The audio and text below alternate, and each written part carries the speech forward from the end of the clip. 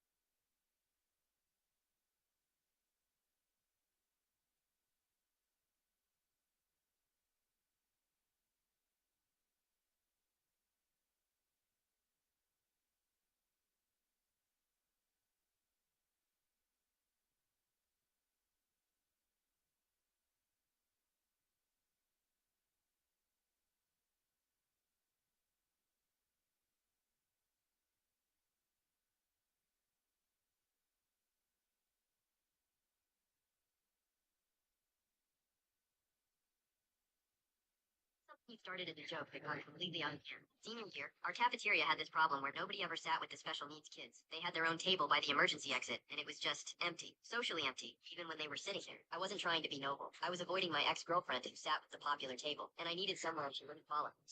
Trey and sat down next to Danny. This kid with Down syndrome who always wore superhero shirts. He looked at me like I just handed him a lottery ticket. Spider-Man? He asked, pointing at my backpack pin. Yeah, man. Spider-Man's the best. His whole face lit up. We spent lunch debating whether Spider-Man could beat Batman. It was the most genuine conversation I'd had in months. Next day, I sat there again. My buddy James saw me confused. Dude, why are you Spider-Man debate? I said. Pull up a chair. Within a week, 4 of us were eating lunch at that table every day. Not because we felt sorry for anyone. Because Danny knew more about Marvel continuity than anyone in the school. And Melissa could draw better than our AP art teacher. And Mark just told the most insane stories about his weekend bowling league. We started bringing card games. Someone brought Uno, then magic cards. The table got loud, like actually loud with laughter. Trash talk. Other kids started drifting over. What's happening at that table? By October, we had 15 people crammed around a table meant for 8. The lunch monitor kept telling us to spread out. But there was nowhere else we wanted to sit. That's when the administration noticed. Principal Chen called me into her office. We received complaints that the special education students are being overwhelmed by the increased attention. I stared.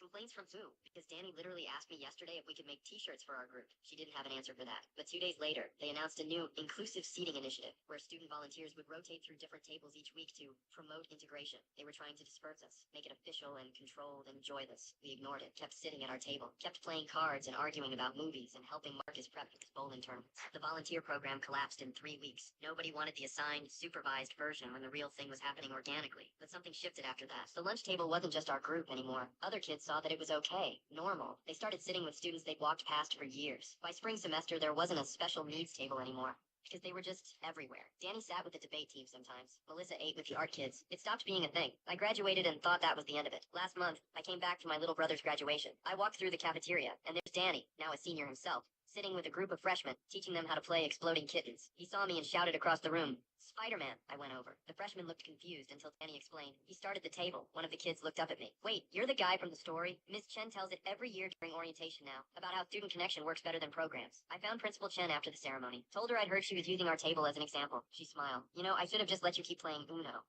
What's something you started as a joke that got completely out of people who build their whole relationship off of a lie? Did that work out for you? When I first met my girlfriend Gia, she asked within 5 minutes if I understood Chinese. I panicked and for some reason said no, even though I'd literally lived in Beijing for 3 years and spoke fluently. But before I could correct myself, she looked relieved. Perfect. My last boyfriend was Chinese and he'd get way too involved in my family drama. I need someone who could just smile and nod at dinners. I gulped, smiled, and nodded. By the end of that date, I decided I'd keep the lie going and cross that bridge when I got to it. But then came my first family dinner. Her grandmother looked at me and said in Mandarin, "This one looks like it sells phone cases in a mall kiosk." Her mother responded, "At least phone case boys have ambition. This one looks like he gave up." Gia tweaked my hand and whispered, "You're saying that kind eyes." On the drive home, I almost told her. The words were right there. But then she said, "I'm so glad you can't understand them. They can be so embarrassing." And I thought, maybe she's protecting me. Maybe she's embarrassed by them. Maybe if I just waited out, they'll warm up. They did not warm up. Her uncle called me the human participant. I laughed. Turned to me with a fake translation. "They love your shirt. Granddad wants your workout routine." Meanwhile, Granddad had literally just told me his friends in the ground have more muscle than me. The worst was how she'd whisper back to them quickly, and I couldn't tell if she was defending me or piling on. I replayed those whispers constantly. One night after a brutal dinner, I almost broke. Her mother had spent 20 minutes explaining why Gia should leave me before she'd wait on until she fell asleep. Then it happened. I found my old journal while cleaning out a closet. It was entirely in Mandarin from when I was writing poems to learn the language. What is this? She asked, her face going white. My roommate's, I quickly said. He left it when he moved out. Your roommate wrote poetry? He was emotional. Her eyes narrowed, but she let it go. At least I thought so. The tests began. She'd play Mandarin pop songs during dinner, watching my face for recognition. She'd leave Chinese newspapers on the coffee table